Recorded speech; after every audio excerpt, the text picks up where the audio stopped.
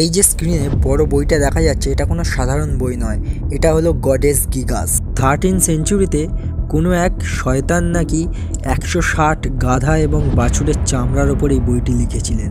যদি আমরা এই বইটার প্রথম পেজটাকে দেখি তাহলে আমরা জানতে পারি বেনেডিক্টিন মনিস্ট্রিতে তৈরি হয়েছিল, যা আজকে চেক রিপাবলিকে লোকেটেড। গডেস গিগাস 310 পেজের, 3 ফুট লম্বা, 20 ইঞ্চি চওড়া, 75 কেজির একটা বড় বই। এই বইটার রহস্যটাই বা কী? কেন এই বইটি লেখা হয়েছিল? এক্সপার্টদের মতে বেনেডিক্টিন মনিস্ট্রিতে হারমান নিকলাস নামে একটা মঙ্কের মৃত্যুর সাজা শোনানো হয়েছিল। মৃত্যুর ঠিক আগে সে প্রতিজ্ঞা করেছিল যে এমন একটা সে বই লিখে যাবে যেখানে ইউনিভার্সের সমস্ত রহস্য সমাধান হবে।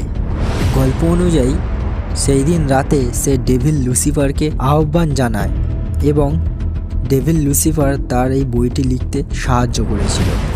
তার বদলে ডেভিল তার আত্মাকেই নিয়ে নেয়। কিন্তু কি করে মানব যে এই বইটা কোনো শয়তান লিখেছিল? দেখুন, এই যে এত বড় বইটার প্রতিটা পেজের হ্যান্ডরাইটিং পুরো একদম সেম। সায়েন্টিফিক্যালি দেখা গেলে একটা মানুষের যদি এই সেমভাবে এত বড় বই লিখতে হয় তাহলে 20 থেকে 30 বছর সময় লাগে, এবং এই 20 থেকে 30 বছরের মধ্যে তার হ্যান্ডরাইটিংয়ের চেঞ্জ কিন্তু আসবেই।